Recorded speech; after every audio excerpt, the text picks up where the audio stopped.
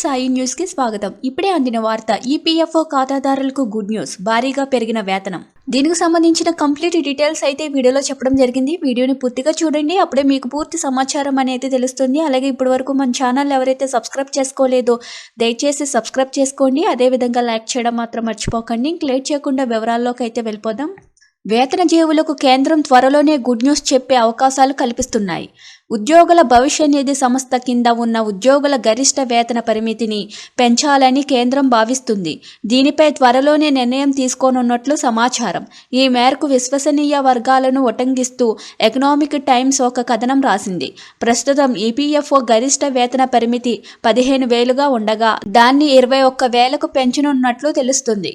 ఇక దీంతో పాటు ఈపీఎఫ్ఓలో ఉద్యోగుల సంఖ్యను బట్టి కంపెనీల నమోదు తప్పనిసరిగా ఉంటుంది. ఇప్పుడు ఆ ఉద్యోగుల సంఖ్యపై పరిమితిని కూడా తగ్గించనున్నట్లు సమాచారం. ప్రస్తుతం 20 అంతకంటే ఎక్కువ మంది ఉద్యోగులు ఉన్న కంపెనీలు తప్పనిసరిగా ఈపీఎఫ్ఓలో చేరాల్సి ఉండగా ఈ సంఖ్యను 10 నుంచి 15కు తగ్గించే అవకాశం ఉన్నట్లు తెలుస్తుంది. అయితే ఈ ప్రతిపాదనను చిన్న మధ్య తరహా పరిశ్రమలు తీవ్రంగా వ్యతిరేకిస్తున్నట్లు కథనాలు వెలువడుతున్నాయి. వేతన పరిమితిని పెంచడం వల్ల ప్రభుత్వంతో పాటు ప్రైవేటు రంగం పైన ఆ భారం పడుతుంది. దీనివల్ల ఉద్యోగులకు మాత్రం మేలు జరుగుతుంది. ఈపీఎఫ్ఓ గరిష్ట వేతన పరిమితిని చివరిసారిగా 2014లో సవరించారు. అప్పట్లో 6,500గా ఉన్న మొత్తాన్ని 15,000కు పెంచారు. వేతన పరిమితిని పెంచితే దానివల్ల ఉద్యోగుల భవిష్య నిధి ఖాతాకు జమ అయ్యే మొత్తం ఆ మేరకు పెరగనుంది. సాధారణంగా ఉద్యోగి వాటాగా వేతనంపై 12%, యజమాని వాటాగా 12% చెల్లిస్తారు. ఉద్యోగి వాటా పూర్తిగా ఈపీఎఫ్ ఖాతాలో జమ అవుతుంది.